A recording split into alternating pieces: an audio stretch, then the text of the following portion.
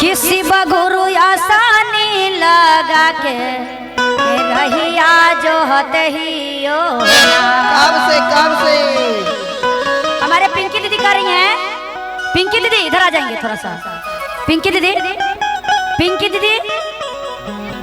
के मम्मी जी कह रहे हैं महादेव से कि महादेव हम आसन लगा के भोग लगा के बहुत देरी से तहर आस से ब्यास हो गई नहीं हाँ तो कैसे बुलाना है ये दीदी जी।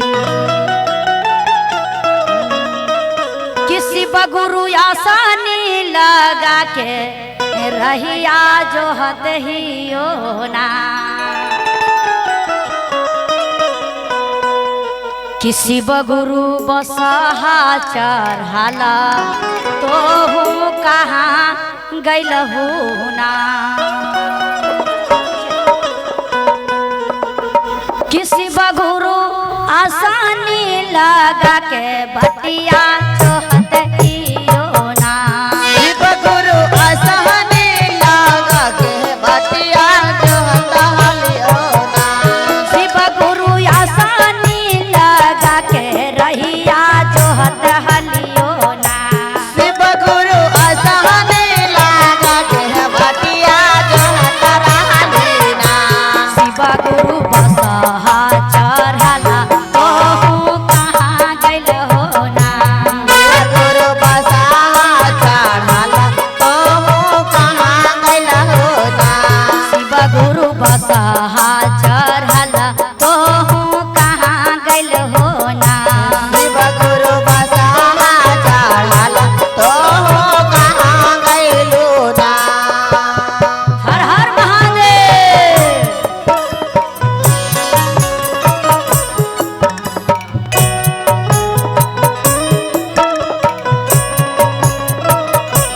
मुस्कुरा के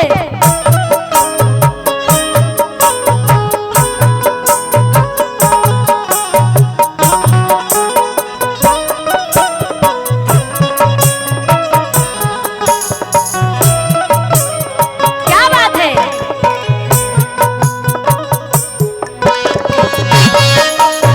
हाँ बाप ना भैया बोला रहा संजू भैया से देर में।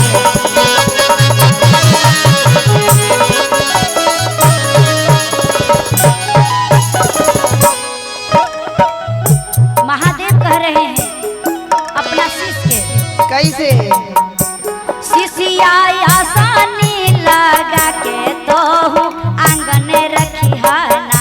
शिष्या आसानी लगाई के आंगनवा रखिहाना।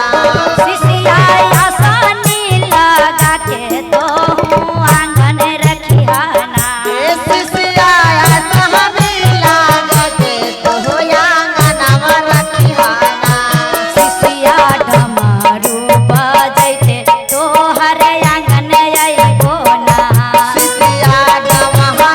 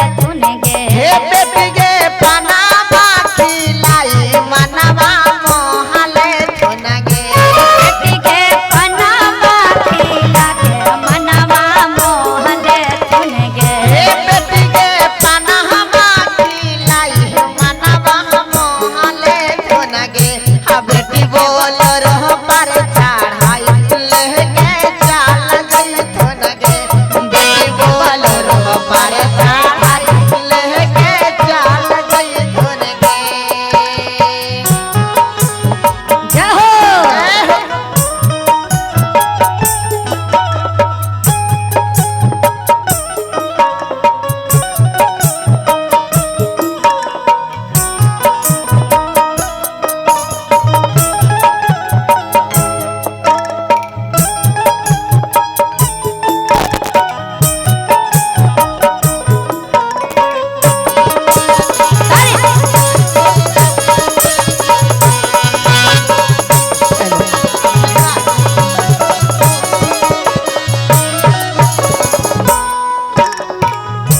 शिव गुरु बेटिया दामाद हवा पर दया करी हाजी गुरु बेटिया दामाद हवा पर दया करी हाजी शिव गुरु बेटिया दामाद हवा पर दया करी हाजी शिव गुरु बेटिया दामाद हवा पर दया करी हाजी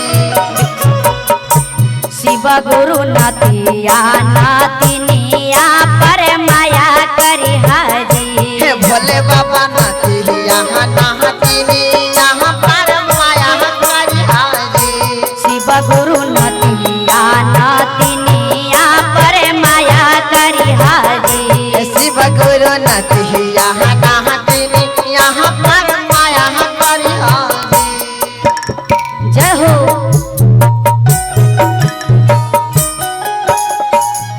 जय हो क्या बात है